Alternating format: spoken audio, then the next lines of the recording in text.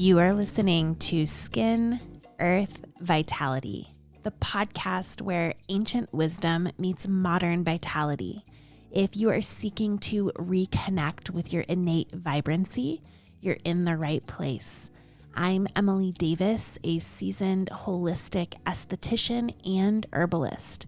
Join me as we unlock the secrets of ancient skincare practices, explore the beauty of seasonal and nature-based living, herbalism, and true holistic well-being for you and the broader ecosystem. This podcast is brought to you by Stratum Aesthetics. Head to stratumaesthetics.com to find curated skincare, body care, and other wellness products hand-selected by me. Now enjoy the show. Please remember that the information I share in this podcast is based on my personal and professional experience and is intended for educational and informational purposes only. It is not individualized skincare advice, nor is it medical advice. I encourage you to take charge of your own health decisions and listen to your body, seeking out the resources and professionals that best support your wellness journey. So I'm turning 39 at the end of May, and over the last year or so-ish, I've been thinking a lot about what moving into my 40s looks like for me, and not necessarily just from a skincare perspective, but from a whole body, whole life perspective, and I've been feeling really inspired, not to prevent aging, but to prepare for it. And I've been drawn to this idea of training for perimenopause. And of course, not in like a rigid way, more like what would it feel like to walk into this next chapter of my life already nourished, supported, grounded. And culturally, we're taught to expect this like slow unraveling, like your hormones hijack your body and everything dries up and it's just all downhill from here. And listen, I'm not naive. I'm sure there are women listening who are thinking, just you wait. But I also think that we get to choose the story we tell ourselves about this season of life. And I believe that it can be juicy. I think it can be magical. I think it can be a time when our skin still feels alive and expressive and nourished, not just because we're trying to stay young, but because we're caring for ourselves deeply. I just feel this deep calling for nourishment. And I believe that the way that we tend to our bodies prior shapes how that transition feels later. So today I want to share some of the things that I've been doing in my 30s to support the skin that I want to live in during my 40s and 50s and beyond. I'm preparing my body to age with resilience and softness and vitality, and this is a sacred investment in my future. If the things that I talk about today pique your interest, I have my 8-week foundational lifestyle for skin support course that walks you through 8 pillars of healthy skin. As I always say, lifestyle is the cake, skincare is the frosting. We can be using the absolute best, bougiest skincare, but if our lifestyle isn't supportive, it's not going to be doing a whole lot for our skin. So if you're interested in that, it's coming back June 1st. There is a link in my bio to get on the wait list for that. And without further ado, let's get on with the show. So I have 10 things, and to start my list off, number 1 is lifting weights and lifting heavy. I've been lifting since my early 20s, and as I've gotten older, I've started to see it a little bit through a different lens, which is so funny. Like aesthetics aren't really my main driver to take me to the gym anymore. It's like, oh, I want to show myself like what my body can do. I want to make sure that I'm able to get up off the floor if I fall when I'm old. These weren't really things I was thinking about in my 20s or early 30s, but now it's on my mind. So lifting is just so incredibly important for bone density, for insulin sensitivity or blood sugar sensitivity, And it may surprise you, collagen production. Lifting heavy helps build collagen, especially with enough resistance to challenge our muscles. We're doing more than just building strength. We're creating a mechanical stress that sends signals to the body to adapt and then rebuild. And one of those adaptations happens through a process called mechanotransduction, where physical tension triggers fibroblasts. Fibroblasts are where it's at for collagen. These are the cells that produce collagen, and this means that regular resistance training can actually increase collagen synthesis in our skin. And collagen is what gives our skin its structure and firmness. It's kind of like the scaffolding that holds everything up. So by lifting weights, you're helping your skin stay firmer, more toned, and less prone to sagging over time.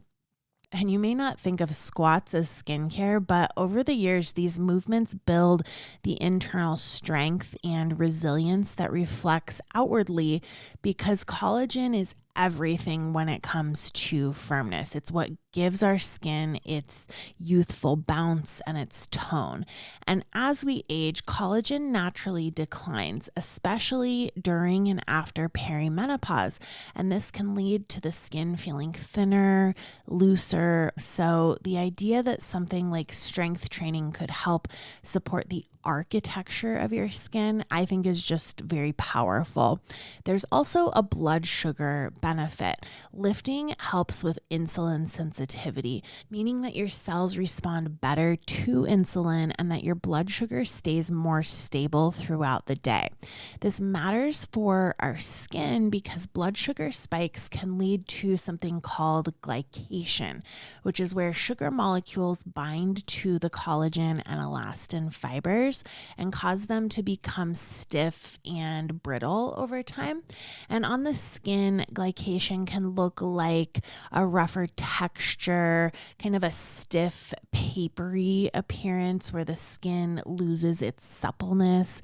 And so, yeah, weight training is amazing for strength and metabolism, but I really see it as a long-term investment in skin integrity. It's one of those things that supports you far beyond the surface. The next on my list of 10, number 2, is stretching and yoga. So as you may have been able to tell by now, when I'm thinking about skincare, I do not just think about what's happening on the surface. I'm thinking below the surface, including the fascia. Fascia is this continuous web of connective tissue that's running through our entire body, and it wraps around our muscles, our organs, our bones, and it's deeply connected to our skin. It holds its shape, it directs flow, it communicates. It's so interesting. Fascia is almost like the nervous system in its ability to communicate. But what most people don't realize is that unhealthy fascia in the body can directly impact the shape and tone of our face. So tightness in your feet or your calves, your hips, your chest, your back, these can all pull on that fascial web and create tension patterns that translate upward to your face. So if you're seeing jowls, puffiness, asymmetry, sagging, all the things, that may not just be about your face. It could have something to do with fascia elsewhere in your body. If you think of like a knit sweater, and if you were pulling on a single thread in that knit sweater, it would affect the shape of the entire rest of the sweater, right? If you like created a snag. And this is the exact same thing with this web of fascia throughout our entire body. However, stretching and fascia-focused movement like yoga can help release these holding patterns. It can help release that snag.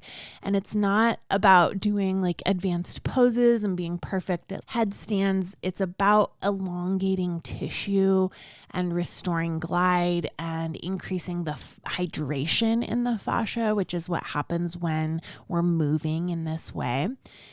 Well-hydrated elastic fascia gives our skin support. It helps to maintain a beautiful, supple, sculpted quality naturally. And so signs of healthy fascia on your face will look like defined facial contours, even skin texture, symmetry, and a lifted appearance without a lot of tension. So it's looking toned and healthy with bouncy, hydrated skin, minimal puffiness, minimal stagnation. And then when our fascia becomes unhealthy, this can look like sagging around the mouth, the jaws, the eyes, maybe also hollowing under the eyes, or the cheeks become a little bit flattened. We may see deeper nasolabial folds forming earlier than expected, uneven tone, or skin that just looks tired, even if you're doing all of the quote unquote right things topically.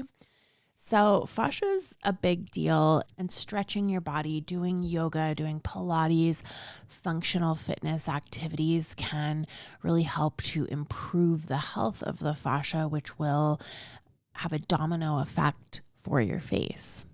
Number 3 on my list of 10 is breathwork and nervous system regulation. Breathwork I've always felt drawn to. I just think there's so much cool science behind it. And I remember the first time I went to an in-person breathwork session. It was several years ago, and I was having a really bad eczema flare-up on my eyes happening at the time. And it had been hanging on for a while, and I was feeling just like frustrated and raw physically and emotionally.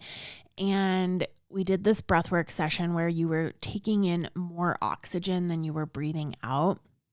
And the next morning after the session, I woke up and my skin looked so good. It looked so calm. The redness had gone down. The irritation had softened. It was like something had shifted. And I'm not saying breathwork cured my eczema, but that day it looked amazing. And there was something about that experience and the oxygen that I was finally giving my body made a huge difference in that specific outbreak. And breath is how we oxygenate our tissue, and that includes our skin. Oxygen is so important because it fuels cellular turnover and repair, as well as the production of collagen and elastin. It's pretty common for us to not be getting enough oxygen. I read this book, Breath, which I highly recommend if you haven't read it yet. But it just blew my mind, like how we don't breathe properly, how we're not pulling in oxygen efficiently. And without enough oxygen, our cells can't function optimally. Breath also clears out carbon dioxide and also enhances metabolic efficiency. And these are all things that affect how radiant and resilient our skin is. And so just taking some time to do intentional breath practices, whether it be 4-7-8 breathing, whether it be triangle breath, where maybe you do an inhale for a count of 3, a pause for a count of 3, an exhale for a count of 3, maybe box breathing where you inhale for 4, pause for 4, exhale for 4, pause for 4 before starting that cycle over again. Maybe alternate nostril breathing where you inhale through one nostril while holding your finger over the other nostril, and then open that closed nostril, closing the original nostril, and then exhaling through the other. You can Google alternate nostril breathing, and there's many videos that show you how to do that. But practicing some type of an intentional breath work is so supportive, and also supportive to our nervous system. A piece that most people miss is that you actually cannot make collagen when you're in a chronic state of stress.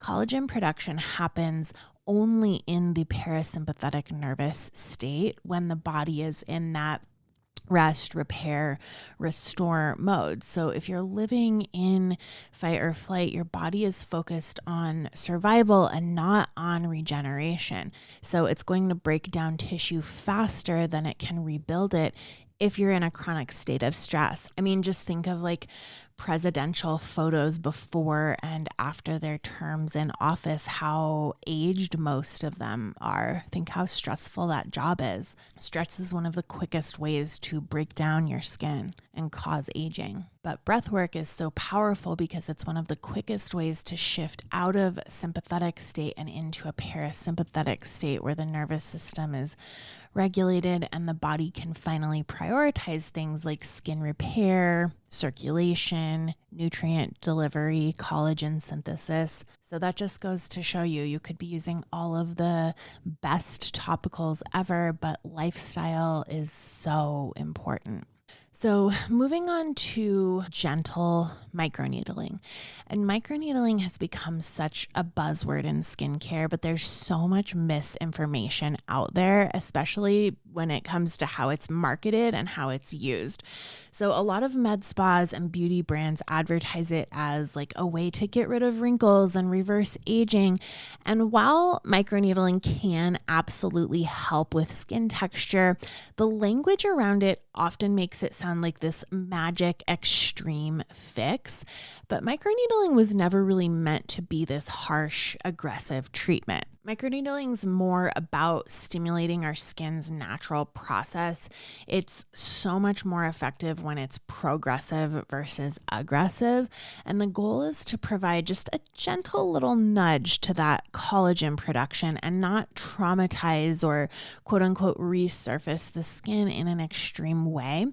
So when we're creating tiny controlled micro injuries in the skin with a needle, we're triggering a healing process. And this process naturally encourages collagen and elastin production. But it gets tricky when the focus is on deep or aggressive microneedling that uses a longer needle and creates more intense trauma. Remember, inflammation is a hallmark of aging.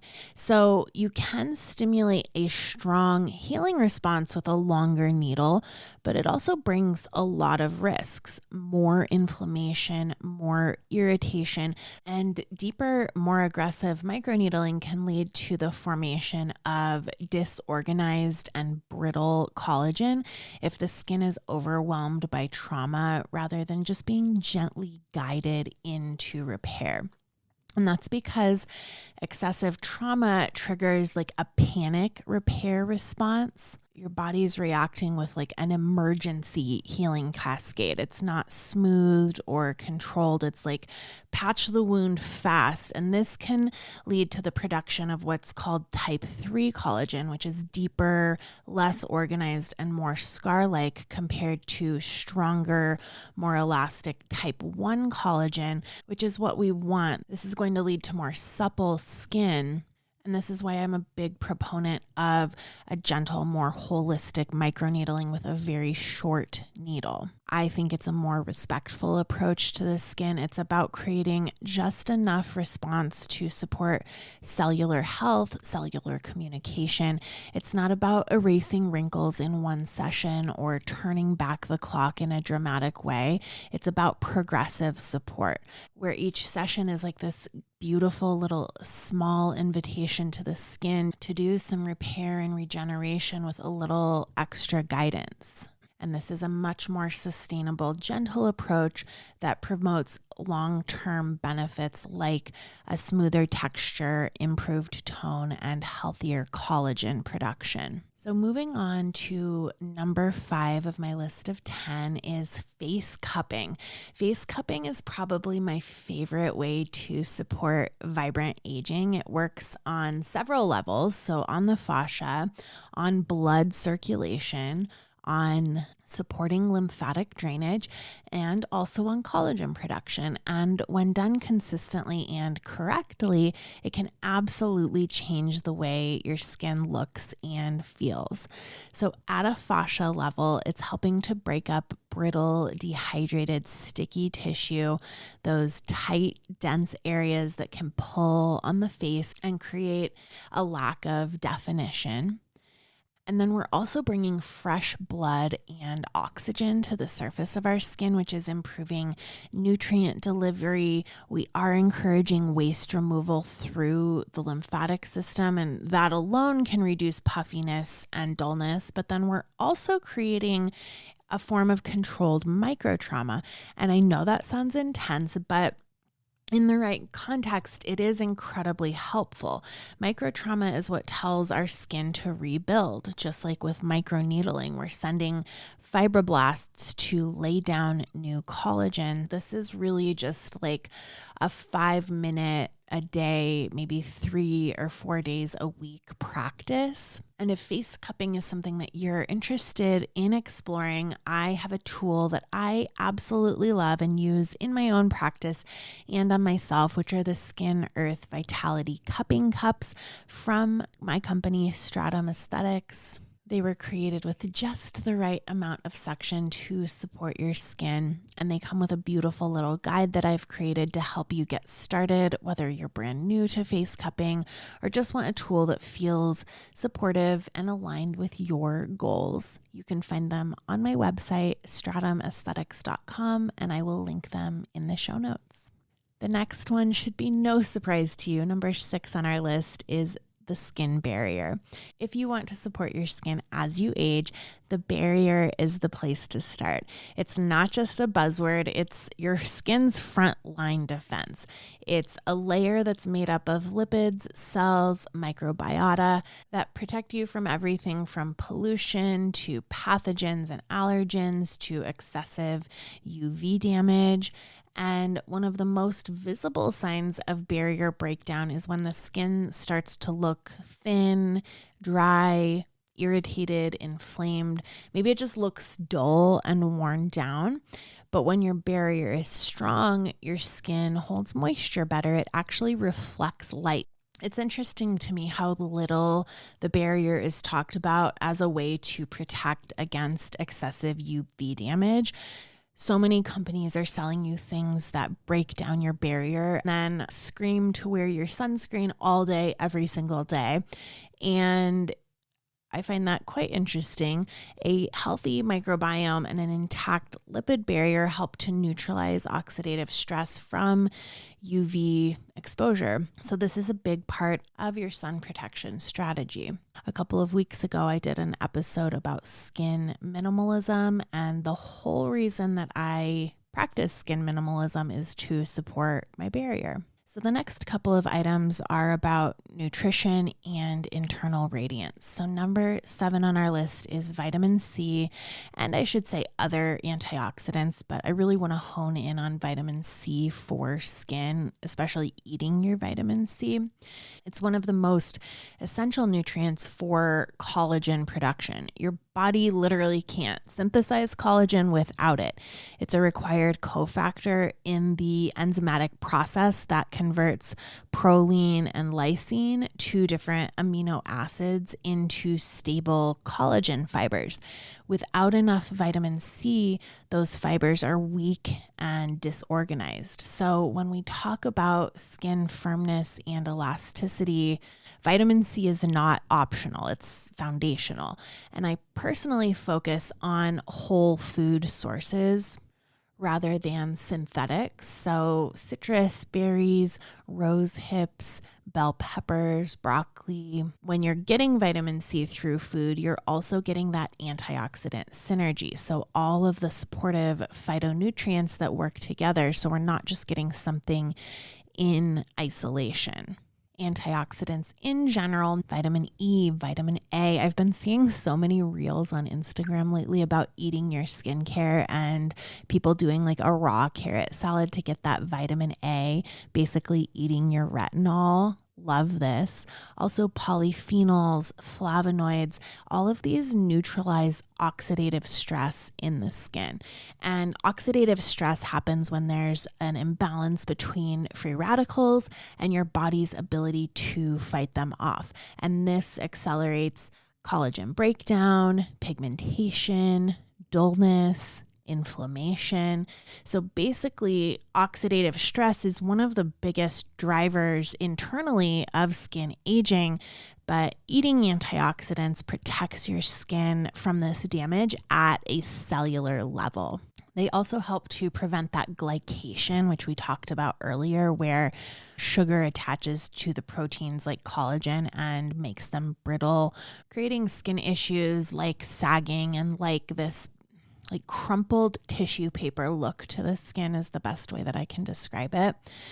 Also, eating antioxidants helps to support DNA repair and reduce inflammation in the tissue matrix. All of this will help your skin stay smooth, clear, and strong over time.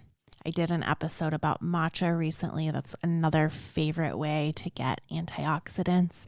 Next on the list, number 8 is blood sugar balance. We usually think of blood sugar in terms of our hormones or energy crashes, but stable blood sugar is essential for healthy, youthful skin. And that's because when our blood sugar spikes, like after a lot of ultra processed foods or too many refined carbs without protein or fat or a really sugary snack, our body is now producing excess insulin to manage that spike. Over time, these frequent spikes and crashes are going to lead again to glycation, where that collagen becomes stiffened and brittle and less flexible. So keeping blood sugar stable by building meals around protein, fiber, healthy fats, eating mindfully, slowly spacing out your meals, avoiding ultra-processed foods, helps to reduce the internal damage that accelerates visible aging. So number 9 on our list is smart hydration. When we think about hydration in the skin, the message is usually like, just drink more water, but that's only part of the story. I highly regret all of the times I did the 75 hard and was like chugging water before bed to get my gallon in. I really wish I would have just listened to my internal wisdom rather than outsourcing it to a stranger. And that's because proper hydration is more than quantity. It's about bioavailability. So for our skin to actually stay hydrated, water has to move into the cells and then stay there. And that's why things like electrolytes, minerals, healthy fats can be supportive to hydration. If you are constantly chugging water, but your skin's dehydrated, this is probably why. Minerals like sodium and potassium and magnesium, calcium help to regulate the movement of water into and out of cells.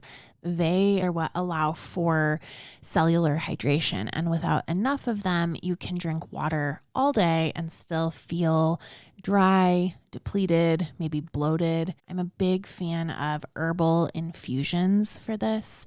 So things like nettle, oat straw, hibiscus, marshmallow root, linden. These aren't just hydrating, they're nourishing the tissues and supporting the kidneys, delivering minerals in a way that your body can actually recognize. I'm going to link to my blog where I have my favorite overnight infusion recipe up on my website so you can check it out and make it for yourself at home.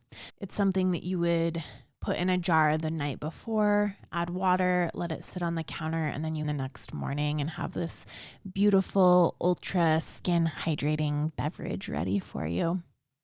Okay, number 10, last but certainly not least, is I prioritize my circadian health. Circadian health is one of the most important and honestly most overlooked aspects of skin aging. We often hear about it in the context of sleep, but what a lot of people don't realize is that every single cell in your body has its own internal clock, and this includes your skin cells. They operate on a circadian rhythm just like your brain does. These clocks control when your skin shifts into repair mode. Repair mode is where it's at for skin aging. It ramps up collagen production, it strengthens the barrier, it sheds and regenerates the cells. And at night, especially between 10 p.m. and 2 a.m., our skin is meant to be in peak regeneration mode. This is when our collagen production increases. This is when our DNA repair mechanisms turn on. It's when the barrier is rebuilt after a full day of exposure to the elements. But it gets tricky because if you're on your phone or your laptop or you're exposed to overhead lighting, blue light in these lights is telling your brain that it's still daytime, that it's still like noon in June. Blue light suppresses melatonin, and this isn't just a sleep hormone. It's a very powerful antioxidant that protects and repairs our skin. And without melatonin, those nighttime skin processes get disrupted. So this means slower healing, less collagen production, more oxidative stress left unaddressed overnight. So this can show up on our skin as dullness, dehydration, accelerated signs of aging. So maybe this is hyperpigmentation that doesn't go away. Maybe your skin scars after a breakout more easily. Maybe you have increased fine lines and wrinkles, or maybe your skin just doesn't bounce back the way that it used to. This is one of the most powerful things that you can do for your skin, especially as you're moving through your 30s, moving into your 40s and your 50s. It's to align your lifestyle with your circadian biology. And that means getting sunlight in your eyes within 30 minutes of waking, dimming the lights at night, using blue light filters on screens, winding down without screens at least an hour before bed. This was my New Year's resolution to get really serious about circadian health, not this past New Year's, but the New Year's before that. And I've seen a huge difference, but I've also felt a huge difference. So if circadian health and all of these other things that I'm talking about pique your interest, I talk about them in my Lifestyle Foundations for Healthy Skin program called Reclaim Your Radiance. And Reclaim Your Radiance is coming back as an evergreen program, meaning it's always available starting June 1st. It's an 8-week program that takes you through all of my different pillars. Pillar 1 is circadian health, because I believe this is the foundation for healthy skin. We then move into things like nutrition, hydration, movement, stress, sleep, all of the things in the way that I always do, a gentle, supportive, loving way. So I will link the waitlist for that so you can be the first to be aware when it is back. As you're listening, I do want to say you don't have to do all of the things at once. This episode is not a prescription, it's a reflection. These are the ways that I've been tending to myself, but not from a place of fear, a place of devotion. I don't believe in preventing aging. I believe in supporting the skin and body with love and intention so that aging feels graceful and easeful and sovereign. We don't have to accept the story that everything falls apart. We get to write our own story. And it starts with the way that you care for yourself now, the way that you slow down, the way you nourish, the way you create rhythm and ritual in your life. It's a sacred investment for me and the woman I'm becoming. And I hope in some small way, this episode gave you permission to invest in her too. I'll be back next week. And until then, be well. You've been listening to Skin, Earth, Vitality. If you like what you heard today, consider giving me a 5-star rating. It helps other people just like you to find the show. You can shop products and find all of my offerings on my website, stratumaesthetics.com, and follow me on my social channels @stratumaesthetics.